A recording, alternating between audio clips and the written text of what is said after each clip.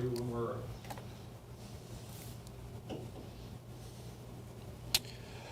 Welcome in, everybody. Good evening. Welcome to the 2021 Northern Indiana Pop Warner Little Scholars Bracket Reveal Show. I'm Larry Babcock, and joining me tonight is our Mid-America Regional Vice Director, Tim Arvanitis. Good evening, Tim. How are you? What's up? How are you? Every day's a holiday, my man. Yeah. A fun time of year. Playoffs coming up. The road to Florida starts here in just a couple weeks for our Indiana and throughout the region. It's a pretty exciting time for us. Well, you know, this is what every team works for. You know, they start in August. It's hot days. You know, they're doing 4 weeks of preseason, mini camp, and so forth. And they're working through the regular season to get to this point in the season, the postseason, which everybody's undefeated when it starts week 1 of the postseason. So we're excited about what we're going to see tonight, and we're certainly hoping that these brackets are beneficial for everybody.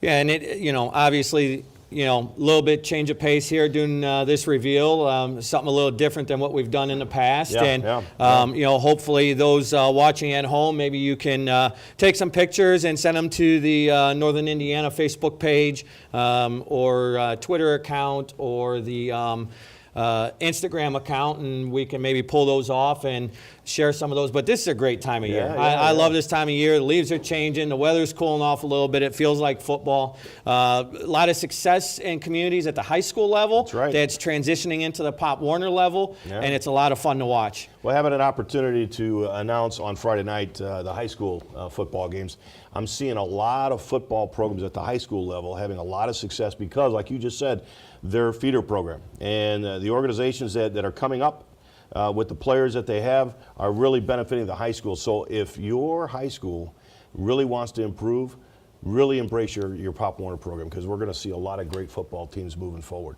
Yes, we are. You know, just want to thank some people here before we get going. Bill Heyman, who's our man behind the curtain tonight. We want to thank him. Obviously, Northern Indiana's president, Dennis Menier. We want to thank him, and really the boss of Northern Indiana, Felicia, his wife. We want to thank her as well. And then obviously we have some presidents here, and really we want to thank everybody, the parents, the coaches, the volunteers. Without them, this isn't even possible for us to be doing. They don't realize how important you truly are. You know, all the volunteers, all the parents out there getting your kids to practice, making sure after practice they get a meal, they get their homework done. I mean, everybody's a rock star. We're just so grateful to have you involved in Pop Warner, and we just can't wait to see what happens here in the next few weeks. So without further ado, we've got a few guests joining us tonight, Tim, and the first one we're going to bring in is somebody you and I have learned to become familiar with over our years, and we're going to welcome in Jack Arnett, Mid-America's Regional Director. Come on in, Jack. How are you? Oh, I'm just great, guys. Just happy to be here, of course. Well, we're glad to have you. Great evening. Kind of exciting, isn't show. it? Yeah, pretty exciting. Yeah. So, Jack, let's start. How many years have you been involved in Pop Warner? I've been here 47 years. I came on with my kids 47 years ago. I was a coach, and they were players, and they left and I stayed, and that's kind of where it's at right now. And so you got 47 more with us, right? That's the plan, yeah. As long as I can work with folks like you guys, I'll be around a while. Well, Jack, let me ask you this. How did you feel when it came time for when you were coaching your children for the postseason? How exciting was it for you? Well, as you know, Tim, my family, we're deep-rooted in Pop Warner. We're very competitive, and I had those competitive genes back then. And actually, we were lucky enough. We won the national championship during my short tenure as a coach. But I've learned it was a good time to get out of coaching. A lot of you young guys really got it together, and I respect what you do coaching now. But I had a good time while I did it. And but we were competitive. We were excited when it was playoff time. That's what it's all about. So your rise to where you're at right now is the regional director for 11 states in the Midwest. You started as a association coach, then you advanced to the association board, or was it? I mean, tell us a little bit about how you progressed to the point you're at now. Yeah, I was on the first board for the Portage Pop Warner. Okay. I helped put that board together, was part of that founding board. So got a taste of the administrative side. Coached for a few years, went to the high school and coached for 9 years. And during that time, I became the president of the Indiana League, this league that's hosting this, which you succeeded me at some point, and the one Dennis runs now. So I kind of worked through up, coached at the high school for a few years, president of the league, and then became the regional director for the region. Oh, that's fantastic. Yeah. So, Jack, as we talked about, this starts the road to Florida. And there's some changes at the national level. We're moving venues, which we're excited about, obviously. Talk to people about the new venue and what kind of what's been going on. I know you've had some regional directors meetings with national office. Obviously, we've all seen the renderings. Talk a little bit about that and how that's progressing. Yeah, and I'm going to, and the exciting thing about this is the way Bill and Dennis have this set up and the way you run this. There's teams out here watching right now. Their fate in Florida is going to start getting decided right here. Tonight? This is really cool. Now, everybody doesn't get to go to Florida. We get that, but that's a big part of what we talk about here, and the first step is tonight. So the question was, again... about the new facility. Oh, yeah, Universal. thank you. Yeah, I drifted off of that. We lost our contract with Disney, ESPN. That happened before the COVID year. So we've got a 5-year contract with Universal and Champion Stadium, Citrus Bowl. Formerly known as Citrus Bowl. Beautiful facility. A better game to host championship games than the Disney side. Yeah, I mean, it's all... Quite impressive. Yeah, it is. It's really beautiful. And they built 5 practice fields up for us to, not practice fields, scratch that, 5 game fields to do our bracket games as we move in. They're finished the construction, I think, last week on those. So it's going to be exciting to get down there and see this new venue. We're all going to be part of that. We work it. You guys know you're going to referee some of the games, and Tim runs the weigh-ins and stuff for us, him and Chris Brooks. So it's going to be exciting, a new venue for sure. And it's what a chance for these kids to get to play in a venue where NFL players have played, Hall of Fame games have been had, things like that. It's really a great venue for sure. Now, from the regional standpoint, we're starting to see a little bit of growth with some of our Pop Warner programs throughout the Midwest. You want to talk a little bit about that? Yeah, we are. I'm excited about the kind of teams we're going to take down. Indiana has a Division I team this year. First time they've had one of those in quite a while. And we're kind of like the school divisions, you know, where you got Class A all the way up to 6A. And so our Division I's a little bit more competitive, the larger communities. And we've worked our way in, Northern Indiana has now, and they've got some exciting teams at Division II. And then from our other leagues, we got 7 leagues that'll be feeding into this year's championship that'll go down representing Mid-America. We've got some great teams out of Chicago, some teams out of Ohio, some teams out of Michigan and Kansas City. So it's quite a interesting group that's feeding into this bracket for sure. Yeah, and also you've had some calls from Minnesota as well as Cincinnati. I mean, we're starting to see some growth there. As you guys know, you guys head up to recruiting for Mid-America, and we met with some folks last week from Minneapolis. Ohio's going to go crazy for us, we think. A lot of work you guys did there this year. So we're going to see some new faces out here this year, and it's going to be interesting who makes it through our brackets and who makes it down there for the ultimate national championship. Now I'm going to tug at your heartstrings a little bit. You said that Division I team coming out of Northern Indiana. What would you say to your grandson, Jackson, because he's on that team? He's on that team, and it's 6th year playing for Portage. Yep. I mean, we're a Pop Warner family, right? So it's not unusual for us to talk Pop Warner all the time. And he followed you when you were coaching. He reminds me a lot of your son, actually, on the field and off.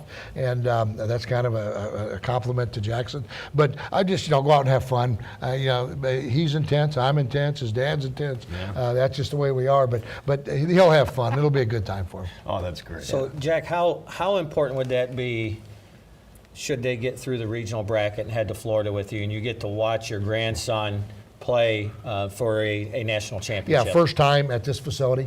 Yeah, well, that's kind of cool, to be able to set that. Yeah. Last year they had a really good team, but COVID set in, so we had to play a smaller championship bracket because it was us in Florida. And they actually went down and won that last year and did a great job. But this is a little different now, guys. We're bringing in national teams from all 8 regions, first time at this facility. Yeah, we're all going to cherish that, but can you imagine what an 11-year-old little boy is going to think about winning a championship first time down there? And that goes for all of them down there. Yeah, it's going to be pretty cool. Yeah.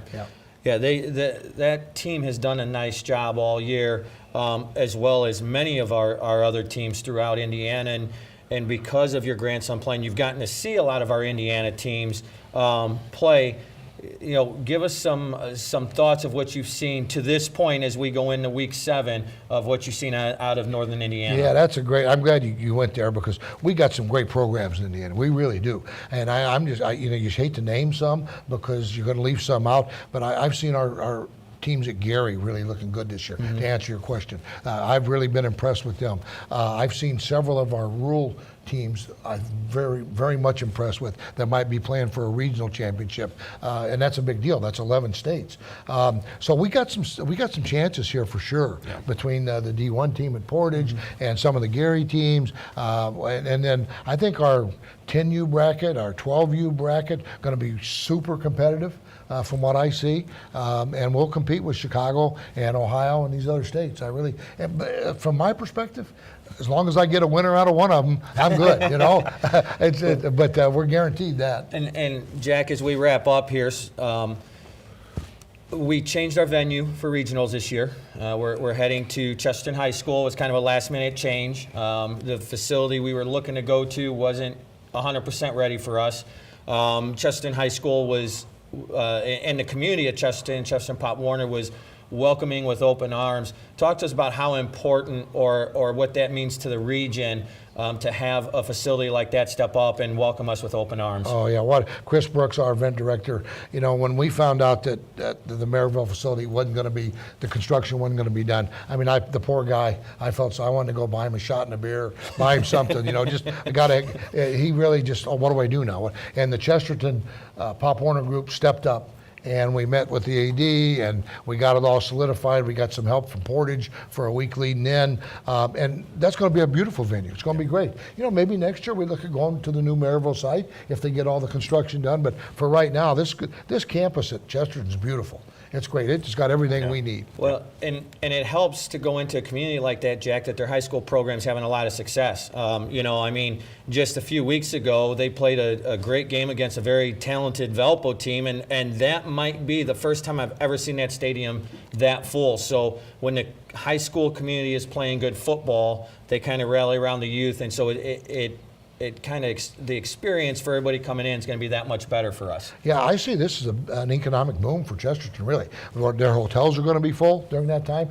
For 4 weeks here, we're going to have kids traveling in from all over. So their restaurants, their hotels, it's going to be a big deal, and they're going to take advantage of that and make it a community event, and good for them. I hope they make a lot of money. Yeah, absolutely. So, as we wrap up here, Jack Arnett, the Mid-America Regional Director, joining us here as our first guest. Jack, as always, it's great to talk to you, buddy. Awesome, yeah, good deal. Yeah. Look forward to the draws, guys. Let's get them going. Yes, sir. Okay, thank you. All right. Yeah, thanks. All right, so just so everybody watching kind of understands how this process is going to go, we do a copy and paste of the teams in into the bracket program that we use. It will be a bulk ad feature, and then the teams get added into the bracket in a default style. We do one shuffle of those teams, and then the brackets will be revealed. So it's a bulk ad.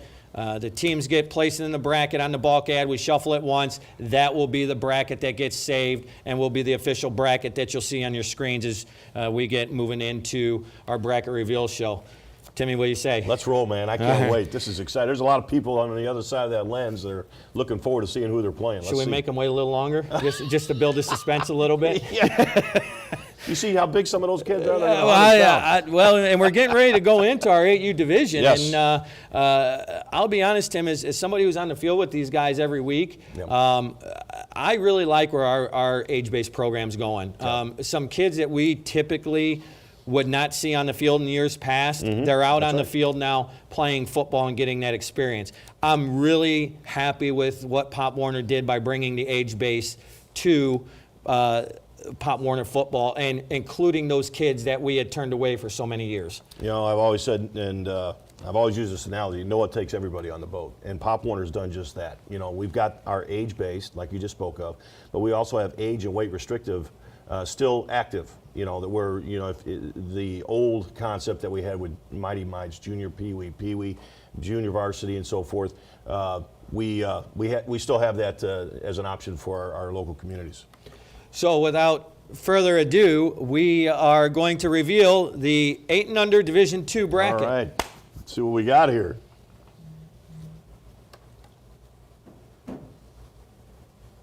And the winner is. Oh.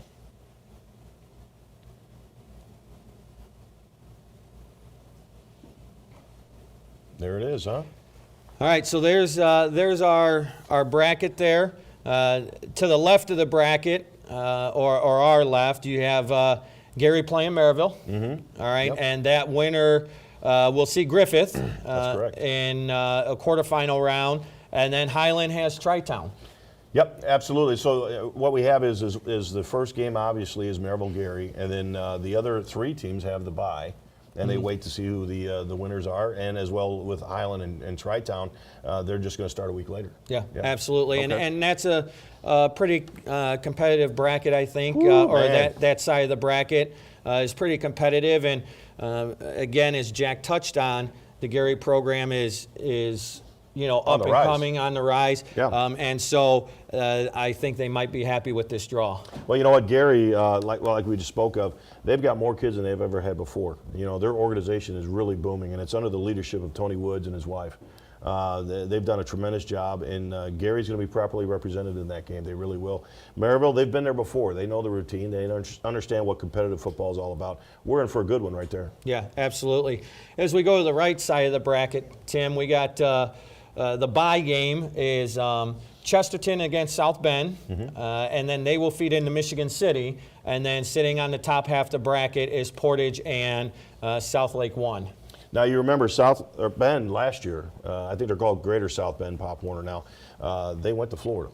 So they have that competitive edge. They have those competitive juices going and everything. That's going to be a tough team to beat. And Chesterton pulled them first. They're going to have their hands full. They know how to win. But the Chesterton 8U is pretty disciplined. They can, if they stay disciplined, they can obviously win that game there. I was trying to give them some pinboard material. Yeah, I got you. But then they kind of run into what I think is probably the best team on this side of the bracket in the Michigan City 8U program. When haven't they been good? Michigan City has always been one of the predominant programs in northern Indiana, and they're going to be strong. And both teams, after whoever wins the first game, they're going to have to prepare very well against Michigan City. Yeah, absolutely. So that's our 8U bracket that was just revealed. Bill, do we have a list of those game times we can give those folks locations and? Okay, perfect. So if you compare this to your brackets here and you write it in exactly how your brackets are, that will give you a sense of when you play and what locations you're at. Also, once again, if you're watching this and you want to take some photos, send them to us. All right, on Facebook or Instagram and so forth. We definitely want to see your little get-togethers for sure.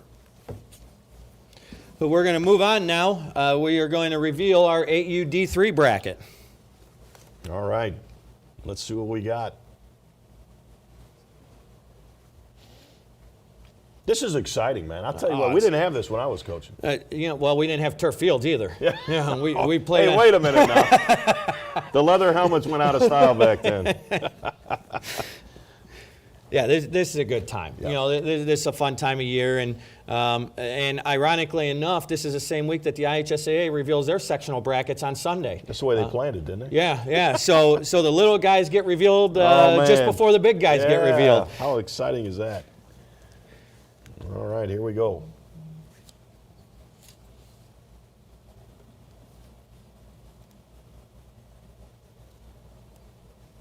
So, Larry, tell me this. You're a high school official, and are you doing any high school games this year, or are you sitting? No, I'm still actively on the field. Getting yelled at and being told how great I am. So, which is always. You probably get that a lot, don't you? Yeah, I do. But no, it's a lot of fun. I really enjoy being out there on Friday nights. I've had the fortune of being at all high levels, and there's nothing like Friday nights. I mean, college Saturdays are great, NFL Sundays are great, but there's nothing like Friday night football. Yeah, that's for sure. All right, what do we got? All right, so we got the D3 bracket for the 8U. And on the left side of our screen here, Timmy, we got Southlake 2 drawing Hanover in that bye game. And they will feed into Munster in that 8U game. You know, Southlake, they've done an exceptional job this year, you know, top to bottom. I've been watching them closely, and I've got a few friends that are in Southlake, and what they're doing is they're creating a model that's going to be ultra competitive down the road, for sure. And this is where it starts. It starts at the youngest level. And from what I gather, these younger teams coming out of Southlake are pretty tough. Well, and when you talk about Hanover, they got a lot of success right now in that community with their high school program, which, as you're aware, Tim, because I believe you were the president of Northern Indiana at the time, Hanover came back into Pop Warner, and now we see the success transferring onto the high school field. Yeah, you know what? Great group of people over there in Hanover. They run an organization that is second to none. And we're excited to see them in this bracket. And, you know, they're not a pushover by no means. You know, they're going to be properly represented, and I can't wait to see that contest. And then the winner of that game gets Munster. It's nice to see Munster's got some teams this year. Yeah. They've grown. I think they've got 4 or 5 teams in their program, so it's nice to see them kind of rising back a little bit. And I think that will pay dividends down the road for their high school program. That seems to be on the rise as well after a couple years of, you know, having some really down years. Well, when you lose a coach like they lost, who's been there for 30-plus years, I mean, there is going to be a transition. There is going to be a little bit of a drop-off, and it's going to be a rebuild for whoever goes in there at the high school level. But Munster Pop Warner has not disappointed. You know, they bring in the kids year in and year out, and they feed them through the high school. And what, like you just said, this year, especially in 2021, we're starting to see an improvement at the high school level. So Joe Burns has done a great job with the Munster program, and we're anxious to see what Munster can do in this bracket. Yeah, that's going to be a fun bracket. And then obviously on the right side of the bracket, we've got Valpo and Hobart in the buy-in game, and they will feed into a strong LaPorte team. You know, again, Hobart and Valpo, 2 communities that are having a lot of success at the higher levels, and that's transitioning into their Pop Warner programs. I believe Valpo's sitting at like 9 or 10 teams for the year at Pop Warner. 12. Is it 12? Yeah, they were at 12. Yeah. And then Hobart's sitting right around 8 or 9. So some success happening because everybody wants to be like the big kids. Oh, yeah. It's always a slugfest between those two when they meet. And Valparaiso, their organization has done exceptionally well recruiting. Like you said, they've got 12 football teams, and there's several cheer teams. That community has embraced football, and if you look at their high school program, we talk about this year in and year out, their high school program is very successful, and that's what leads to 12 football teams in their Pop Warner program.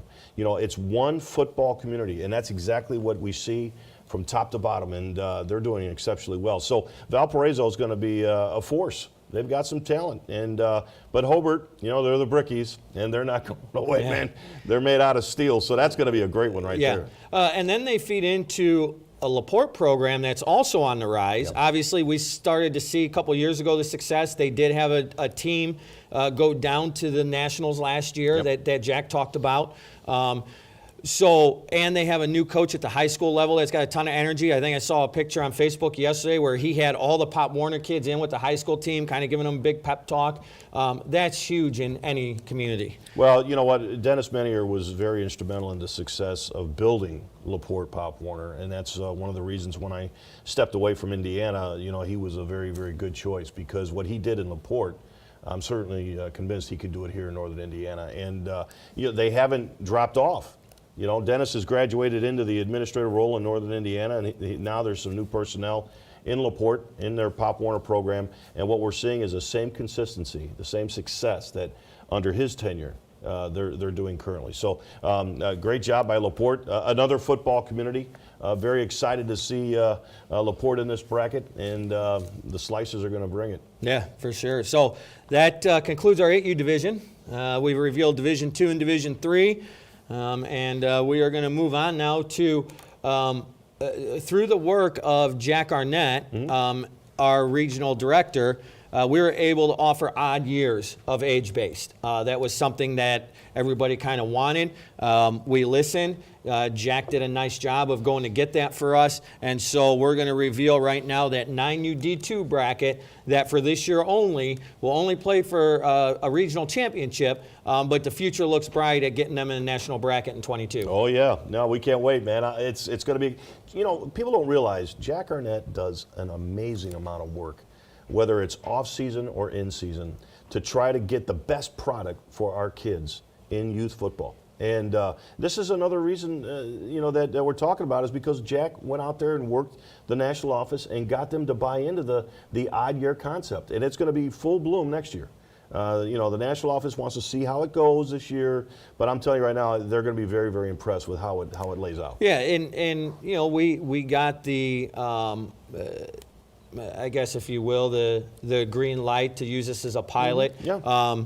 And through Jack's leadership, along with Chris Brook and yourself and myself, we were able to put together this odd years. We're going to play some championships at the 11 and 13 with our friends from the Southwest. West region, yeah. Texas. And so we're excited about that. And again, like you said, this is because of Jack Arnett and listening, for lack of a better term, to our constituents within our region to say, hey, this is what we want. This is how we can really grow Pop Warner. And Jack took that back and got it done. Well, and as you know too, when odd number years are out there, all the non-Pop Warner youth football programs all of a sudden are saying, we want a piece of that. We want to be a part of a great program in Pop Warner. We see the success Pop Warner has over the years, you know, through scholastics, through cheerleading. Everything is there for them. Now we've got even and odd. So now all the non-Pop Warner programs are like, we can't wait to be a part of Pop Warner because we want to drive the Cadillac, and that's exactly what we have here. Yeah, absolutely. So without further ado, Timmy, let's reveal that 9U D2 bracket. Let's go.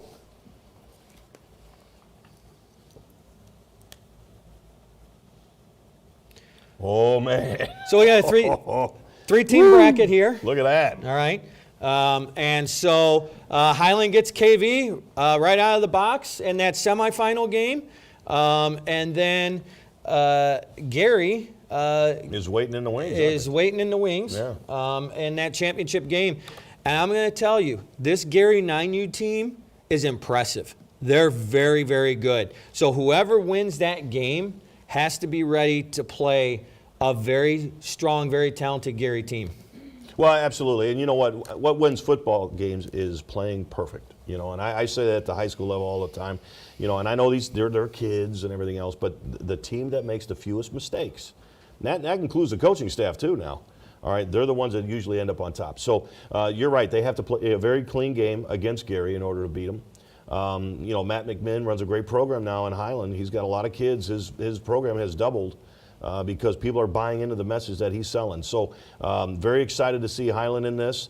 KV, they've been successful over the years, you know, under Dave Arroyo and so forth. And Dave left a great template when he left KV. So if they follow that template, you're going to have a heck of a contest between Highland and KV before they meet Gary. Yeah, and again, KV's doing a nice job. This is obviously the 9U team is a strong team, and it's exciting for this bracket. Obviously, this winner goes on to our Mid-America Championships, so I expect this to be fairly cutthroat, some slobber knocker of games, if you will, in this 9U Division II bracket. That'd be impressive to see, man. I can't wait. Yeah, a lot of fun.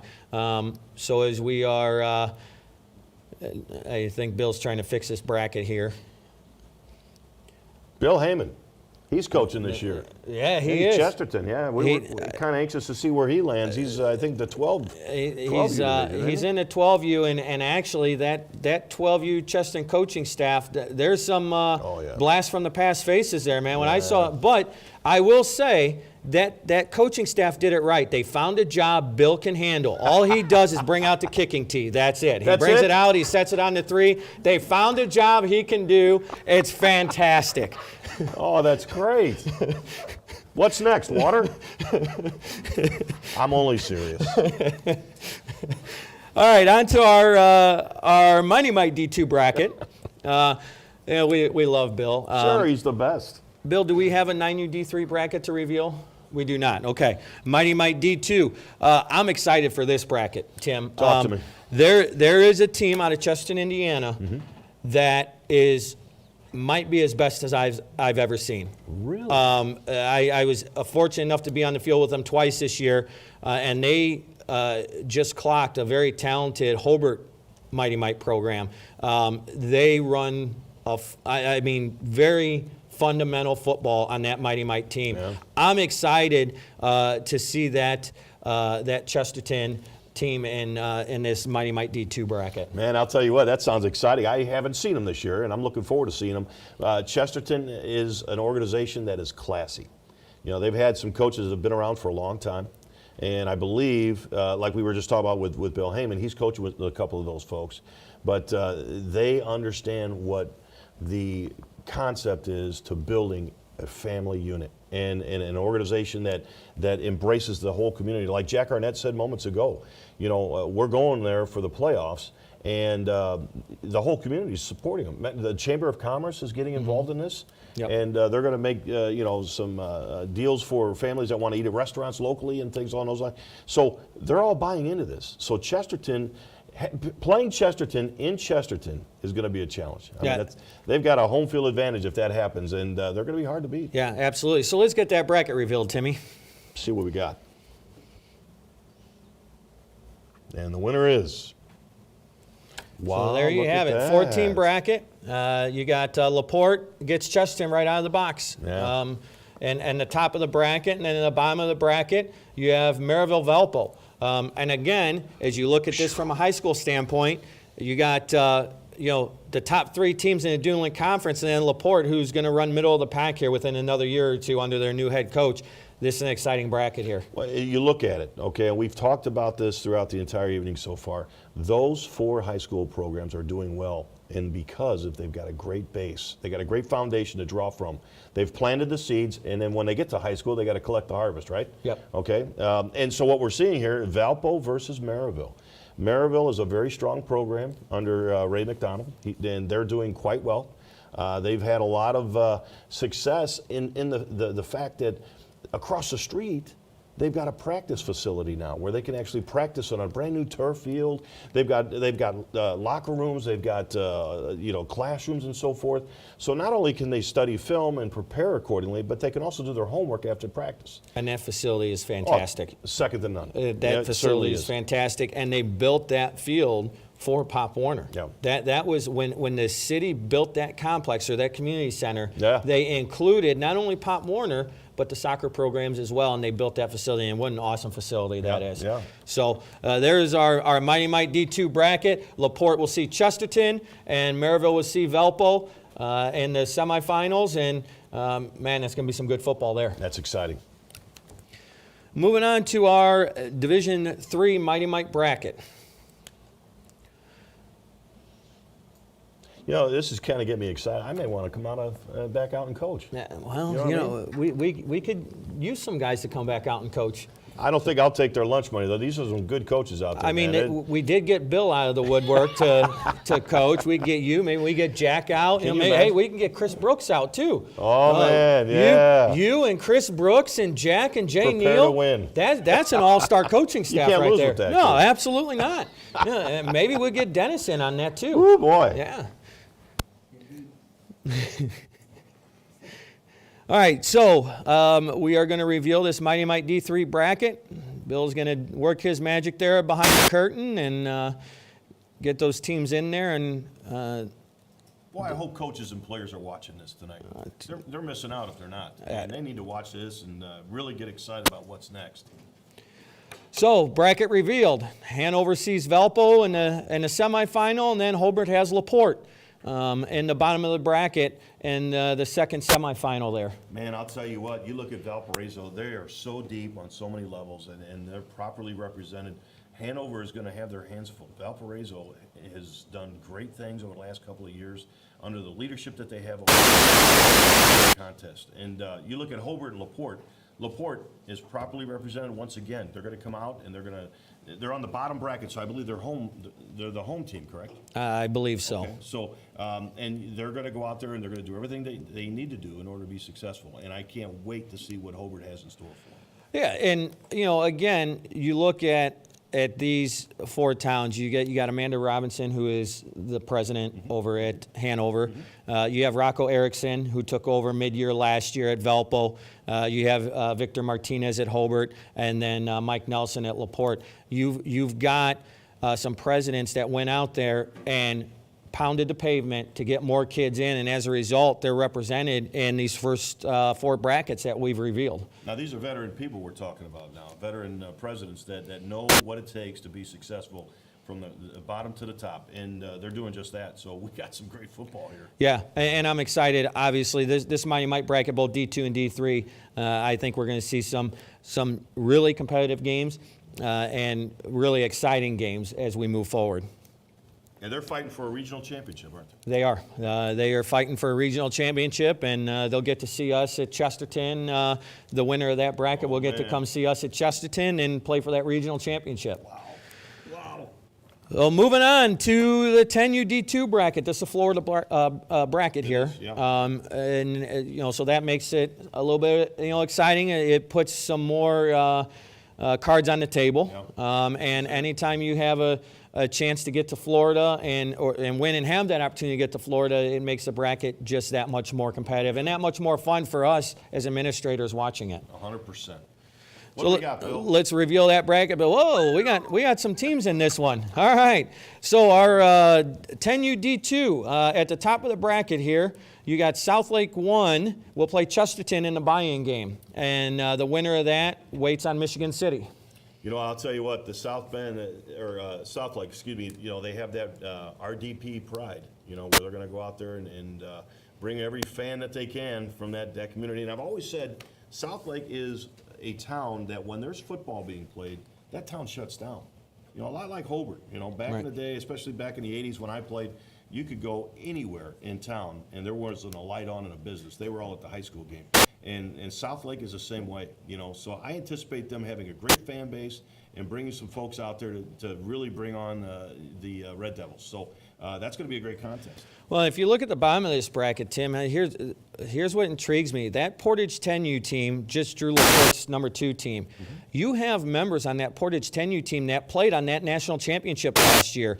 So how does that experience, how is that going to help them work through the top half of this bracket? Oh, man, that's huge. The experience is priceless. You can't pass that up. I mean, that's going to help carry the team to the next level, the next round, and so forth.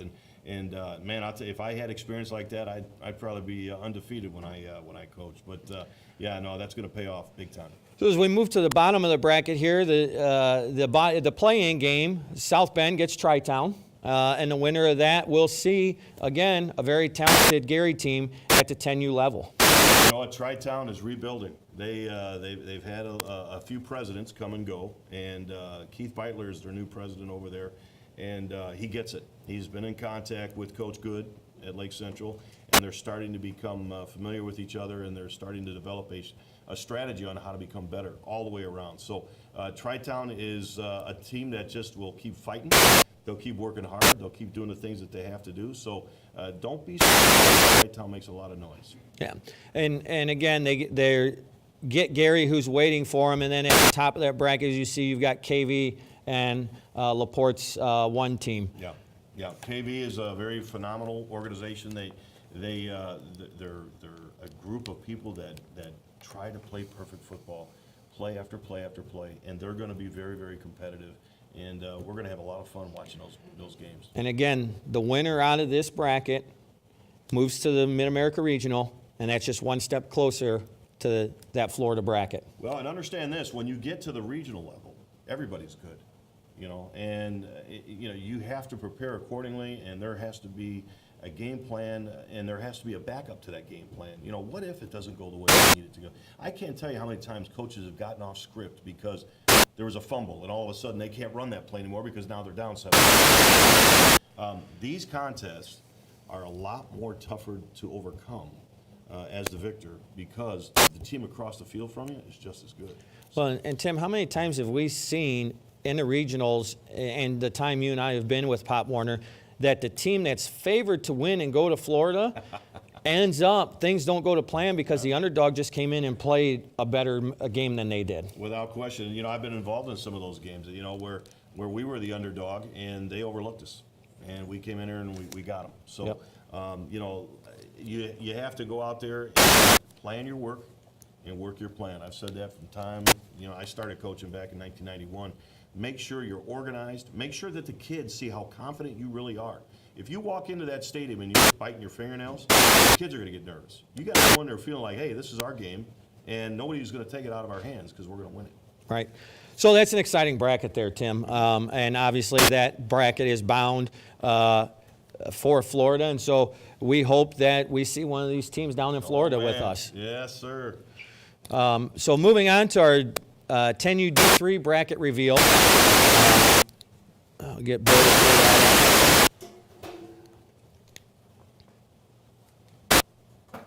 How exciting this is. I just can't believe all the competition we've seen so far. Yeah, this is great. That 10U D2 bracket's impressive. That's a lot of teams. That might be the most teams I've seen in D2 Indiana in a long time. Oh, yeah, man. I'll tell you what, they're going to be scratching and clawing every week, man, every play. I love it. Yeah. So Bill's getting our D3 bracket here organized. So, your son now, while we're waiting, your son is playing at Illinois State. He is. Yeah? He's a How's it freshman this going? year. Yeah. It's going. You know, he found out real quick that, you know, he's been a starter all of his life since the time he was 5, playing Valpo Pop Warner to the time he finished at Hobart. And he had to learn how to stand on the sidelines as a freshman. And it was a very humbling experience. There were many late night phone calls talking him off the ledge and, you know, just getting him to understand what Division I football is about. And he's finding that out real quick. Yeah, my son did the same thing. You know, and he was Mr. Hero as a senior at Lake Central, and they said, the bench is over here. Have a seat. That's a tough transition. Absolutely. Now, let me ask you, speaking of transition, how was it as a father when you had to send him off? It was the longest 2-hour drive home I've ever had. I had to get used to the house being quiet, and not kids running around the house. And I still miss him, obviously, but we're slowly getting there. Did you tear up? I did, yes. It was a tough 2-hour drive home. Yes, absolutely. So let's reveal that D3 bracket, that 10U D3 bracket. And this is just a true winner right here, the winner.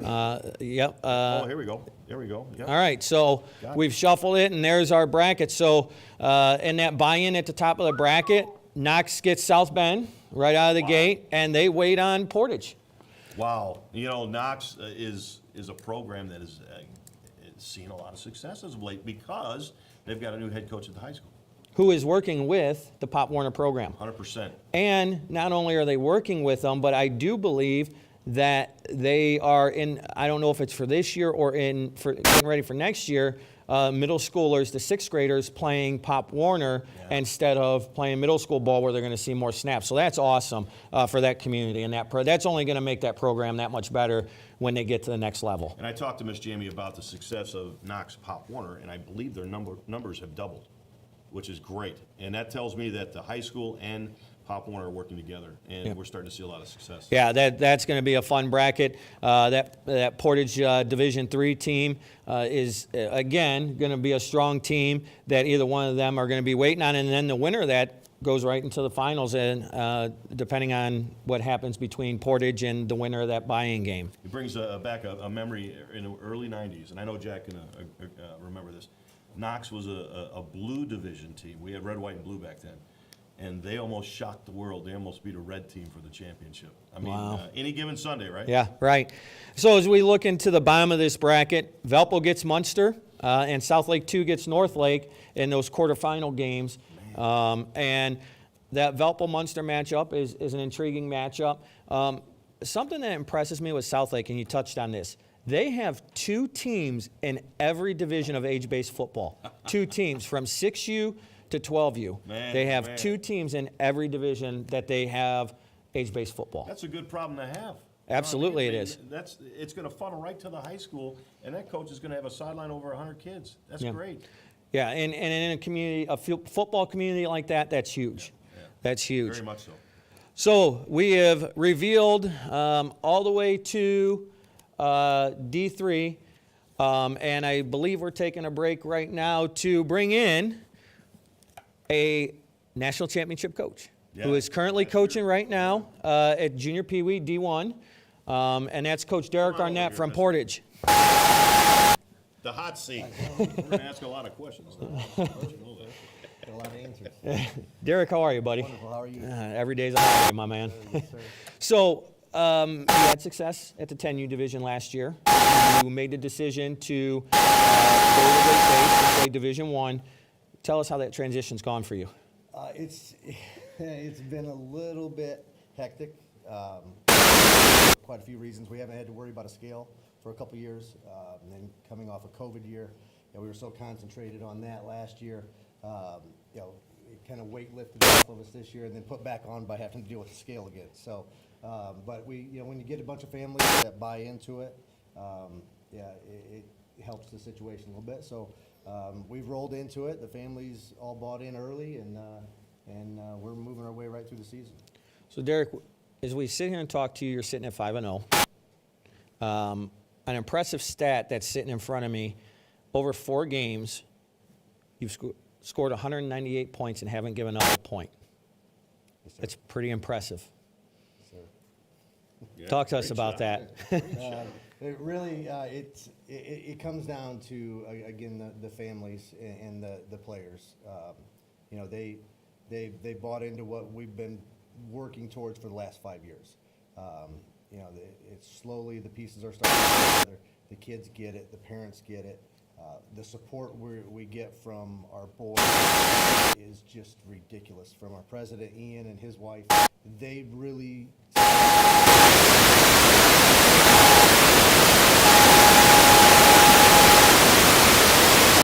putting up some good numbers. And when you have a situation like we do, you get people from communities that want to come play for you. And we're getting that from our 6U team all the way up to our 12U. We're getting a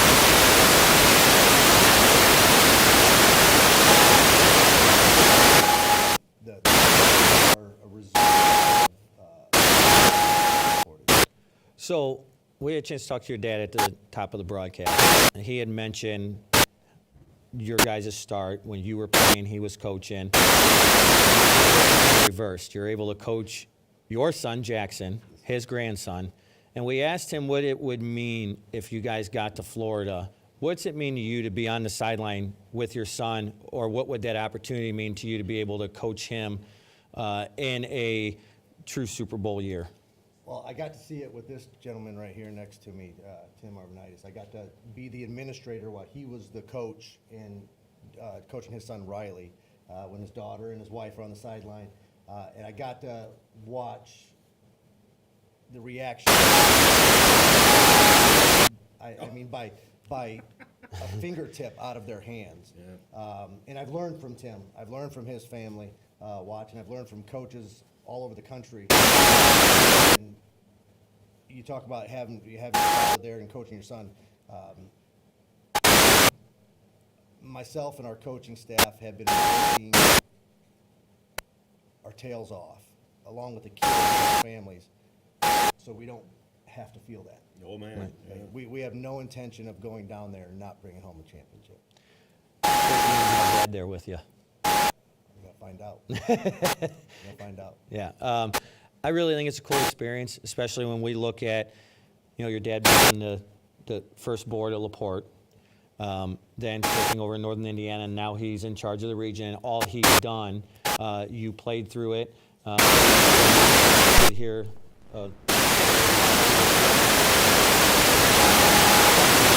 a cast and a big game, and you're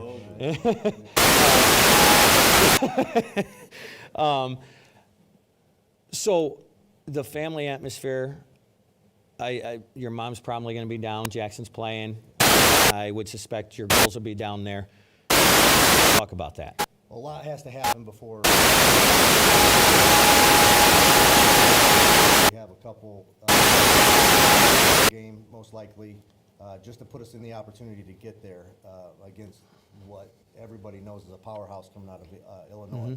And they handed it to us last year. So we were coming in as the true underdog just to even get to that opportunity. But if the opportunity presents itself and everything, the chips fall the right way for us, and we do end up in Florida, having my dad there. Coming from the administrator role, I've been down there with teams and watched the family come up short. Just having my personal family, I look around some of the rooms here and people that I supported when I sat in that role. I know the extended family is going to be a high number of people there as well. But being able to look over my shoulder and see my mother and then my other will be something special. Tell me about that. Now, did you practice?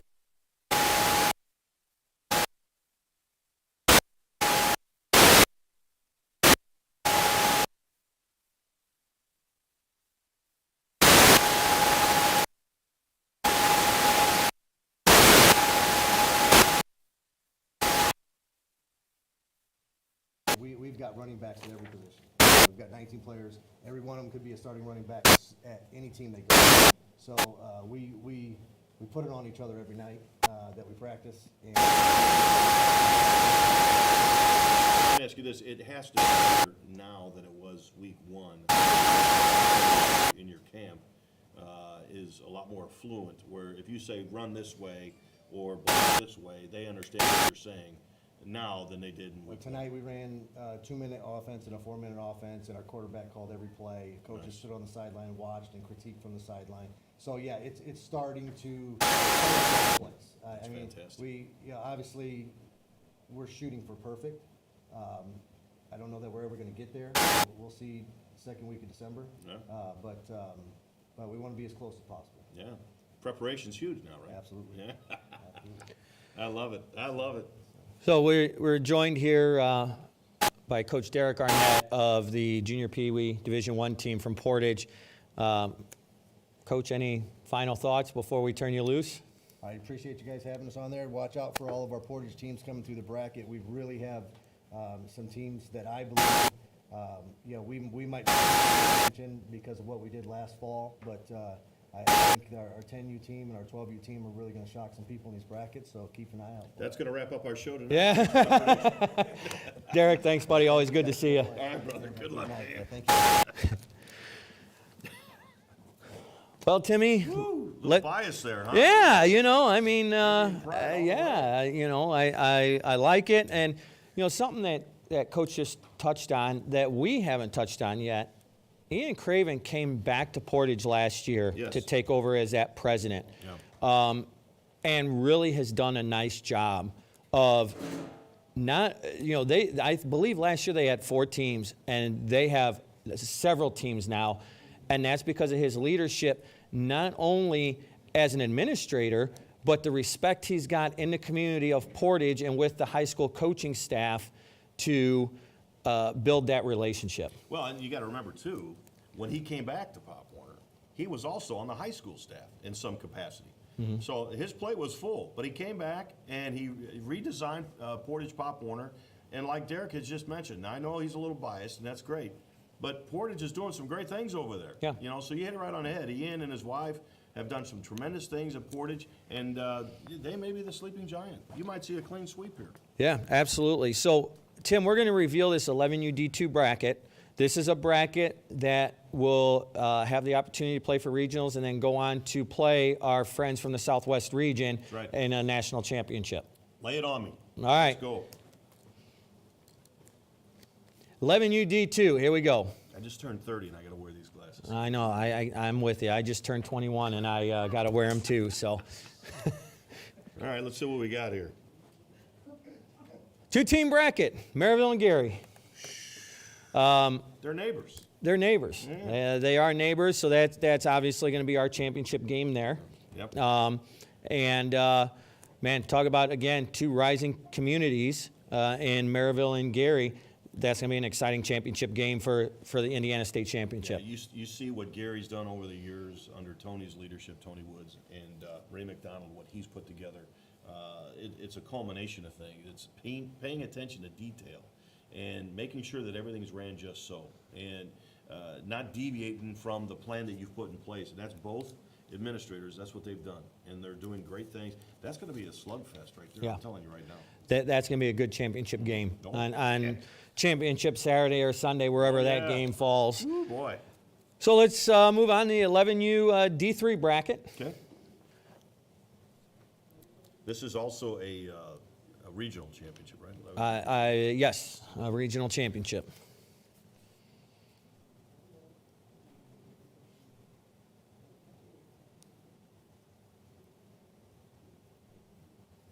There it is. 3-team bracket. LaPorte plays Hobart in the semifinal, and the winner of that will see KV in the championship. And interesting bracket between Hobart and LaPorte, but then also with KV. KV, I believe that KV 11U, they were either state champs or state runner-up in the junior PeeWee division last year, or maybe 10U division. I think it was a 10U. Interesting draw there. Well, and you start to see now, we talked about the little kids, the little instructional divisions and so forth, and the Mighty Mites. You're starting to get into an area as far as 11 years of age where they're starting to become a little bit more athletic, right? And they hit harder and they run faster, and it's easier to talk to them because they get what you're saying. And you're going to start to see faster football. When I coached at Bishop Knoll and at Lake Central and at Andrean, football for me slowed down. Because, like Derek Arnett just said moments ago, everybody on my team's a running back. Well, guess what? Your offensive line plays a lot faster. When you see in high school these 330-pound behemoths that are trying to pull or trap, they're moving as fast as me. All right, slow. Right. So, saying all that to say this, we're going to see a very athletic game at this age level. All right, and I anticipate LaPorte. They went to Florida a couple of years now, and they've been in the championship games. They have what it takes to make it happen again. So just keep that in mind. They absolutely do. So we're going to reveal here the D3 bracket of 11U. Yeah, let's go. right. Yeah. We'll Are you excited or what? I'm excited. I'm excited. This is a fun time of year for me. Oh, man. I enjoy doing this, and being able to sit here and talk football with you Man, and break I down love brackets. I It's love a it. good time of year. Because you know what? You and I both know how important it is to make sure your team is ready for the postseason. Right. To watch your son and your children. You have more than one son, right? Play Yeah. Pop Warner. Yep. So, watching them advance to the postseason and me actually coaching, at that level, it's so exciting at this time of the year. Okay, so we just did the 11U D3. I apologize. Yep. We revealed that bracket. It was so good we wanted to do it. Yeah, we wanted to do it again. So moving on to Junior PeeWee. Junior PeeWee Division 2 in Northern Indiana. This is, again, a fun age group, Tim, the Junior PeeWee Division. Still in our weighted schematic, but a fun division nonetheless. Well, and it's a competitive division. Don't think it's not. Derek Arnett was in the D1 bracket, all right, and that's ultra competitive, okay? D2 is just almost as competitive. They're smaller communities that have a decent draw, like a Valparaiso. They've got 12 football teams. They got a decent draw, and they can become as competitive as they possibly can in Division 2. So this is going to be a competitive experience for these folks as well. Absolutely. So let's get that D2 bracket revealed for Junior PeeWee. 3-team bracket. Highland sees Valpo in the semifinal, and the winner is awaited by Hobart. Oh man! And I will tell you, Tim, I had that Hobart Junior PeeWee team just this past weekend. That team is very well coached. Yeah. They have a great opportunity here, and not taking anything away from Highland or Valpo, because in their own right, they are equally as good. But this Hobart team is pretty impressive. They're humming on all cylinders. Huh? They are. They do a nice job with what they're doing. I've had the fortune actually to have all three of these teams in this bracket this year. This is a very competitive bracket. It appears so, and I will tell you this: when you look at the two teams that are getting to compete against each other before Hobart, Highland, well-organized organization. The high school coach is loving what's going on over there at the youth level, and to see them in this bracket, it really excites me because I know what Highland's doing, and I know how good they're getting, they may be something that we might be impressed with in this contest, you know, before, provided they win, before they meet Hobart. You watch, they're gonna go out there and play against Valparaiso and run step for step with them. I really believe that. Yep. And again, we talk about the good programs and the success they're having. That's a result of the leadership at the top with Matt McMahon. He does a really nice job keeping the boat afloat. Well, I think what Matt's learning as the president over there, it's really hard to say no, you know, but sometimes you have to. Right. You know, and he runs a tight ship, he runs a very organized ship, and there's gonna be fruit at the end of the vine because of that, just so you know. I mean, you're gonna see a lot of good things happening out of Highland. Yeah, I'm excited for that. So moving on to the Junior PeeWee Division 3 bracket.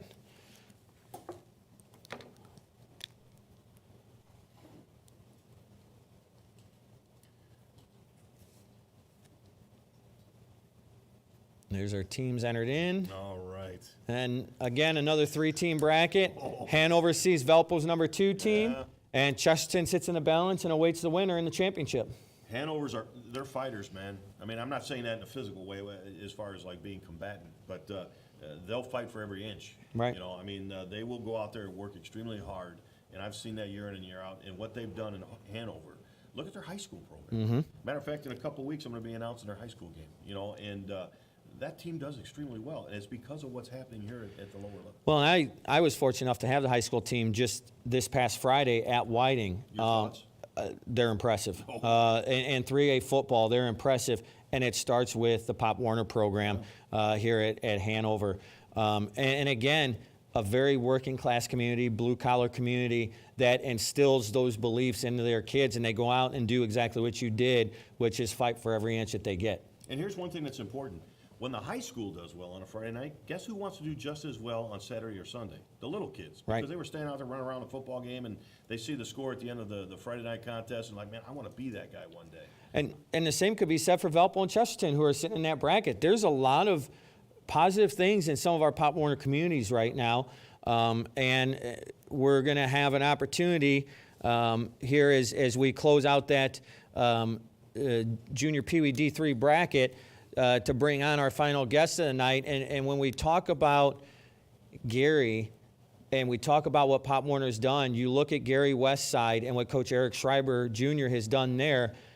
I believe the next guy we're getting ready to talk to is the reason for that success. Oh, yeah. And so we're going to bring on right now the 12U head coach and president of Gary Pop Warner, Tony Woods. My dear friend, there he is. Come on in here, mister. How you doing? All right. How we doing? Tony, how are you, buddy? Great, So, great. so Tony, we were just talking about the success that Gary Westside's having right now. How many kids that are on that high school team right now came through your program? It's a few of them. A lot of them never got a chance to play Pop Warner because of the weight base. So it's 10% maybe right now, but it's coming. Right. Because now that's why we have all age-based teams. So Right. It's about to change.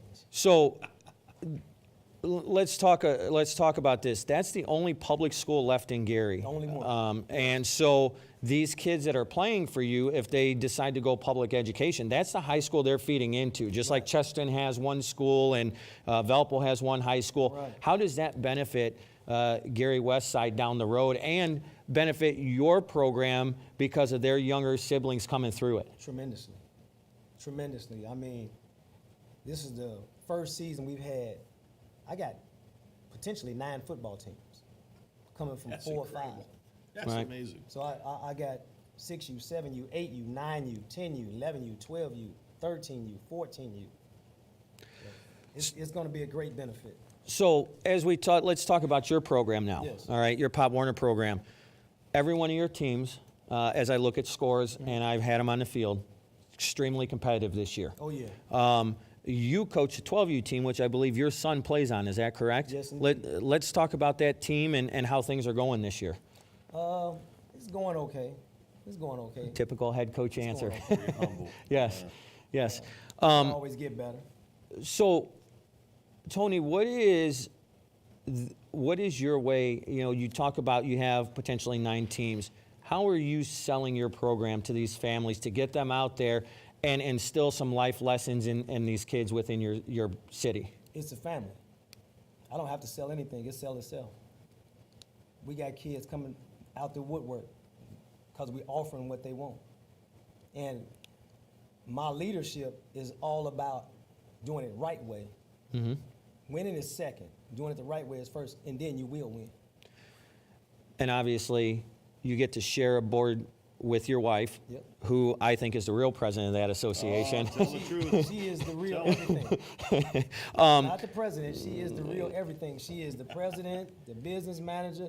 You name it, she is. So, Your shoulder to cry on every now and then. That's yeah, right. hey, so Tony, we had a chance to talk to you last year before when we had a bracket reveal last year going into the Florida brackets. Yes.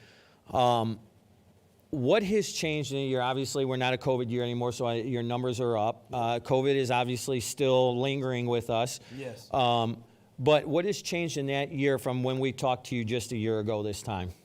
As far as my team or the organization? Both. Well, my team, I got some kids that couldn't play last year because of weight that's playing back this year. So it's going to be interesting, very interesting to see how we gel. We can be very good. We won't lose to anybody. We'll beat ourselves if anything. No team will be able to withstand what we got, but our own personal problems. So Tim touched on that earlier in the show, that when you get to this point of the year, normally what beat yourself can be a coaching mistake. Yeah. It could be a mental mistake, a fumble at the wrong time.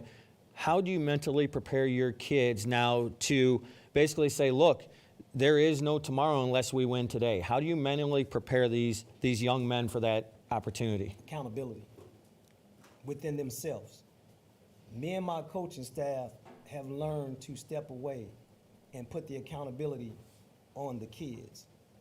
Be responsible for the mistakes you make. Be responsible for the actions you take. Our kids are basically seeing the game. I'm not physically telling them where to go. They understand the game. We watching film. We doing things to make them aware of what they need to do, not what we tell them to do. So you're in a unique position like Coach Arnett was. You're getting we're going to reveal your bracket here shortly. You're in a bracket that has the opportunity to go to Florida, and you're with your son. Yep. What would that mean for you guys? And I know you fell just short last year. What would that mean for you guys to go as a family, but to share the sidelines at the national championships, at the Super Bowl with your son? It's always a great feeling. I mean, even when we went last year and we didn't do well, it's a great feeling just to have that going on in your life to where you can see your son do something that's really not. I don't focus on Florida, but to be in a position to where my son, my wife took a great picture of me and my son in Florida last year out on the field at the coin toss. You can't beat that. Right. Let me ask you a question. Yes, sir. All right. It's cold out. It's November. Yeah. All right. And you're in your locker room, and the other team's in their locker room, and the crowd's going nuts, and you're about to take that field. What message do you share with your players before you run out and properly represent the Gary Steelers? My message all the time, Tim, is the same.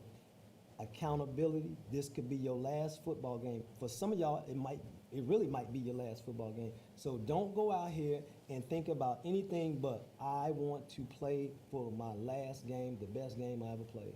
Now, you got to have butterflies in your stomach leading up to that big game, right? Tell me about them. I used to. Really? I used to. Tell me how you get rid of them, because I got them right now.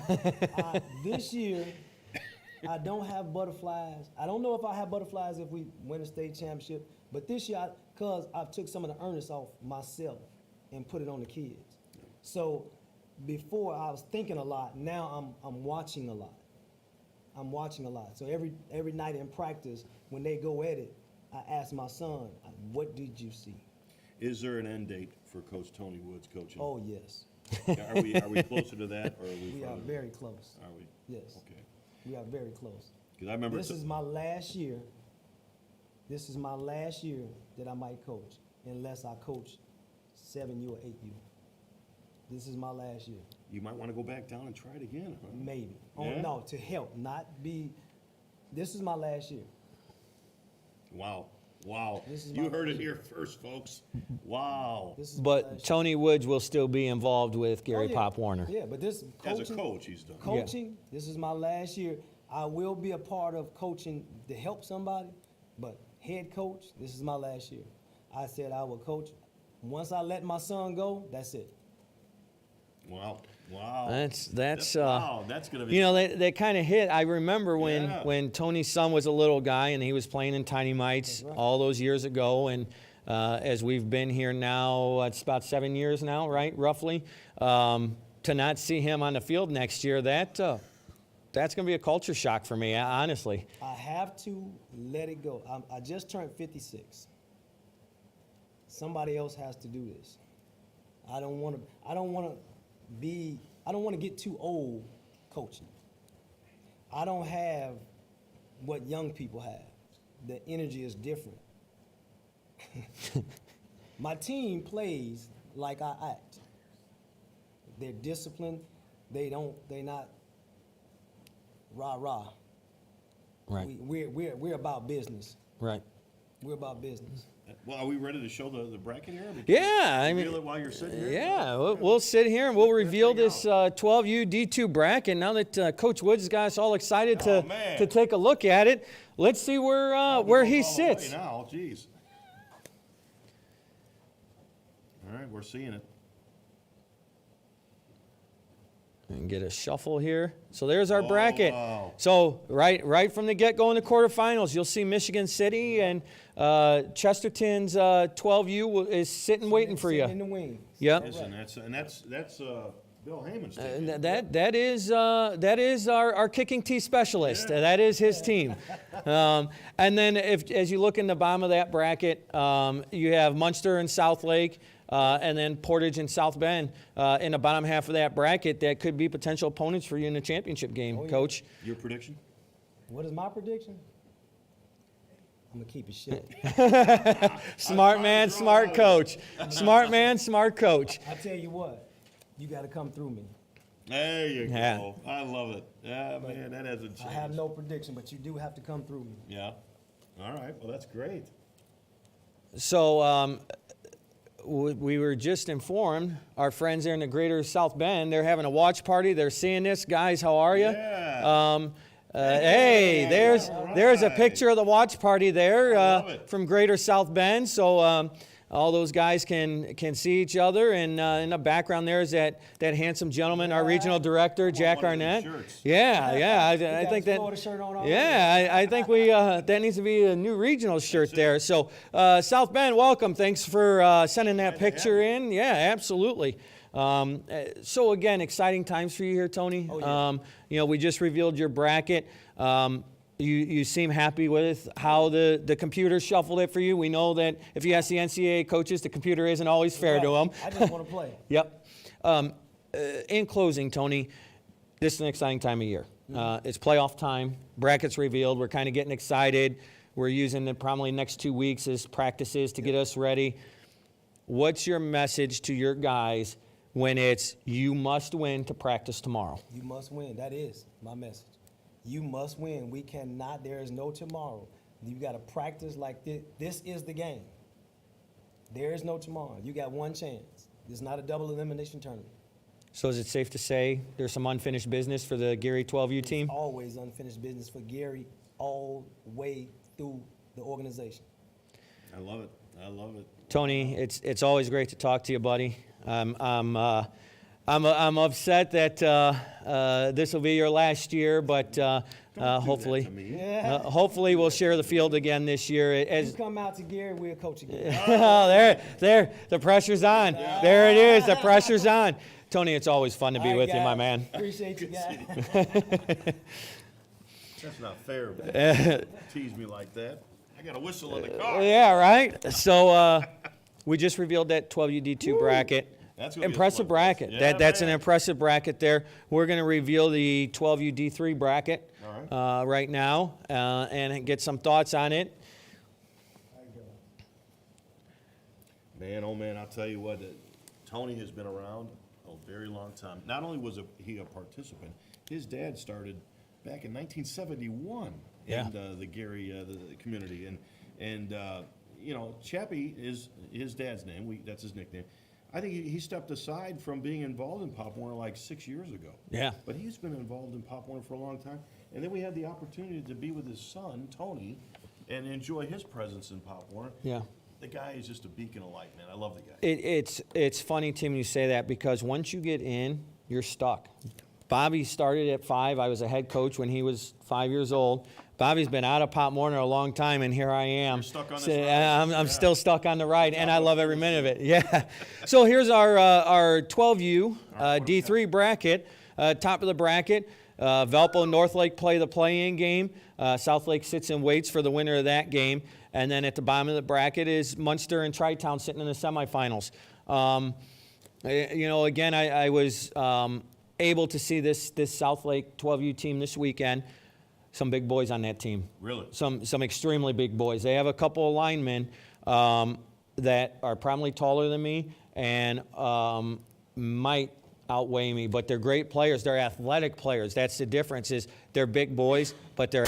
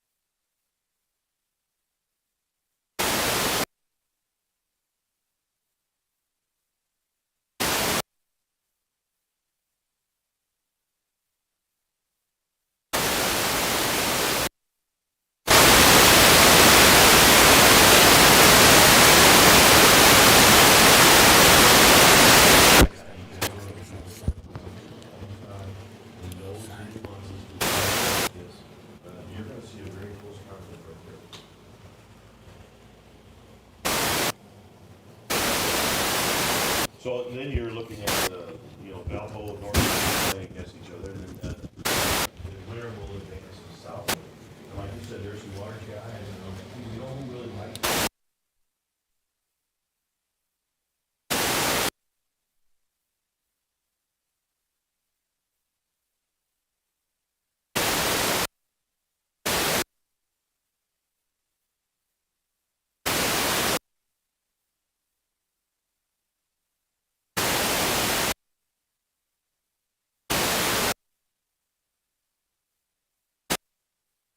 What, you know, the coach at Lowell has in store at the high school with those two big fellows that you were just talking about. Yeah, absolutely. So we're going to move on here in a quick minute. I talk loud so we can. Yeah, right. Tim, let's, as we have revealed up to 12U, and we still got the PeeWees to reveal in the 13 and 14U. Sure. What do we think so far? You know, To look at what we've talked about here in northern Indiana, to see what is happening with this conference, with this league, is tremendous. You know, you're talking about close games here. You're not talking about blowouts. You're talking about football teams that have seen each other during the regular season and that know how important that game is. And they're going to play a much better game of football, realizing this is the postseason. It's one and done if we lose. So I anticipate these scores being a lot closer than they've ever been before, you know, because football is now embracing the northwest part of our state. And we're starting to see nibbles of people that are in the middle part of the state that want to be a part of Pop Warner because they see how successful Northwest Indiana is. You know, I can't wait to see Pop Warner in the state of Indiana grow. Absolutely. So, Tim, let's move on to that Pop Warner, or I'm sorry, the PeeWee D2 bracket. All right. All right. For Northern Indiana. Those folks have been waiting a long time to see their they bracket. have. They ran out of pizza and pop, I'm sure. Yeah. They're just waiting with a little heartburn.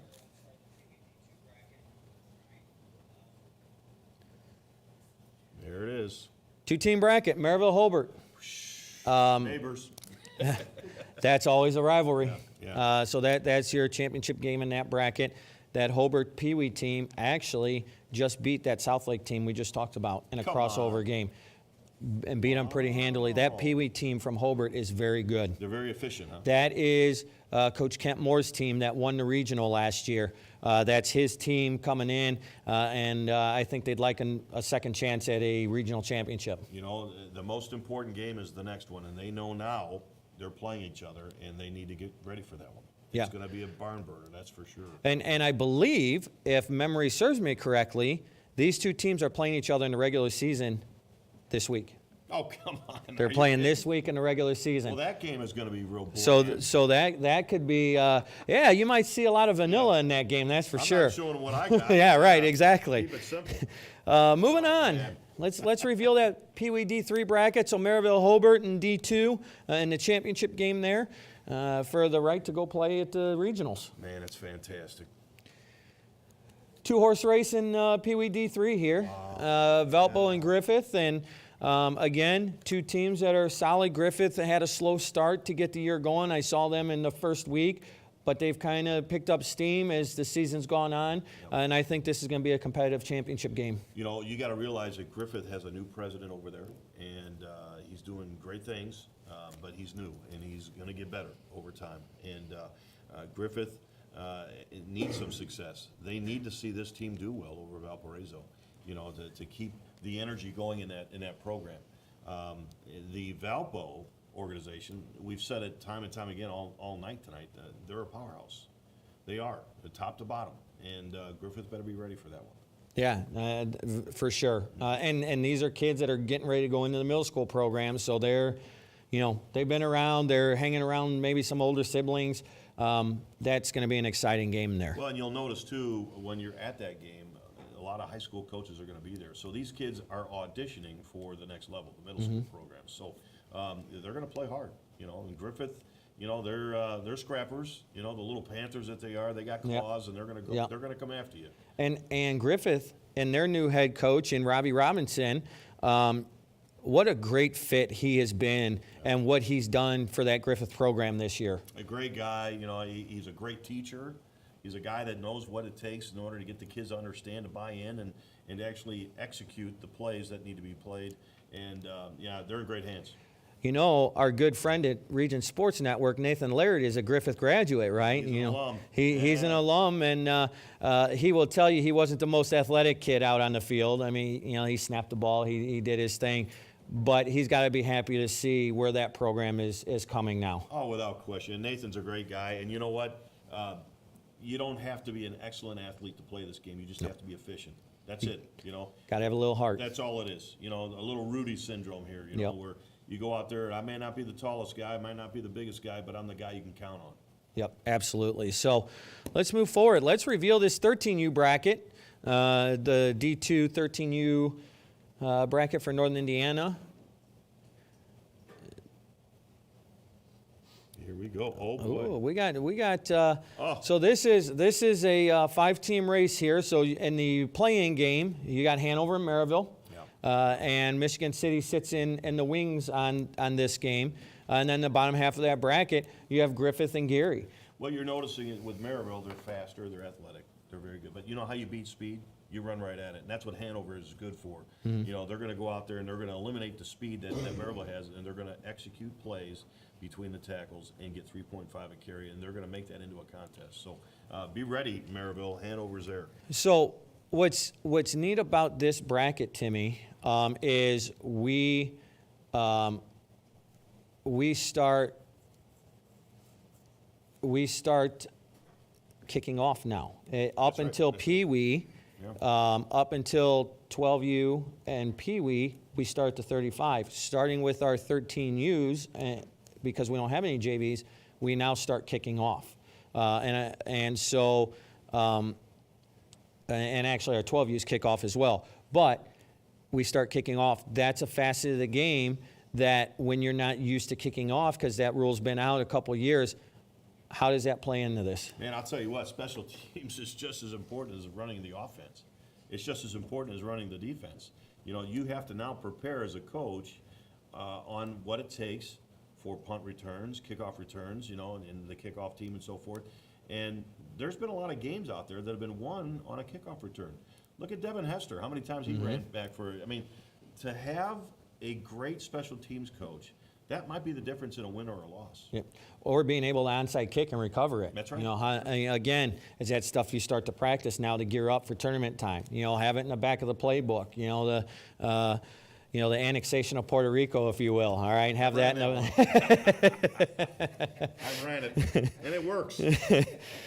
Moving on to our 14U bracket. This is our last bracket, Tim. This is it. This is the big boys. This right is the last bracket we're going to reveal man. for the night, and it's a two-team race, Gary and Northlake.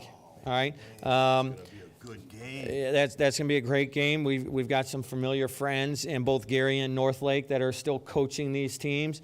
Some of these kids, 8th grade, maybe freshmen that haven't quite transitioned to the high school team yet. This is, you talk about showcasing for your high school coach. Northlake, obviously, with either Whiting or the Hammond schools, or Gary with West Side, or potentially somewhere else. What is this matchup? Man, I'll tell you what, when I was coaching years ago, I remember we used to have, older kids that participated in Pop Warner. The 8th graders went off and played 8th grade football, and everybody else came down and played Pop Warner. I am so excited to see that organizations are having teams like this once again, and they're classy organizations now. We just talked to Tony Woods, and he talked about top to bottom, being accountable, and you're going to see an accountable football team there. And Tony's not a big guy, but you know what? I wouldn't want to make him mad. No. So I know that they're going to follow his lead and do exactly what he wants done and so forth. But Northlake, man, I'll tell you what, they got so many talented players in that community. There's 81,000 people in that town, in Hammond and Whiting and so forth. So they've got a lot of kids to pick from. We might see one heck of a barn burner there. And I believe they pull from East Chicago as well. Oh, they do, yeah. Yeah. That's right, yeah. Wow. Tim, we've revealed every bracket. We've had some interviews. There's some homework to be done. Yeah, there's some homework to be done. Brackets are set. The road to Orlando has been revealed, at least for Indiana, and what's going to start that. Final thoughts? You know what? If I was a coach coaching at this level, I would tell each kid, if you win 70% of your plays, if you go out there and you're 70% better than your opponent that you're lining up against, that's going to be the difference in a football game at that level, at the postseason. So very important that you understand that. Go out there as a player and execute the way your coaches tell you and play as perfect as you possibly can, and you're going to be wearing one of them rings. I'm telling you right now, be ready. Tim, it's always fun working with you, buddy. Yeah, man. So Good to it's, see you. we got to do this last year. I'm excited Indiana asked us to come back and do this again. This was fun sitting here, breaking down some brackets, having conversations with some friends.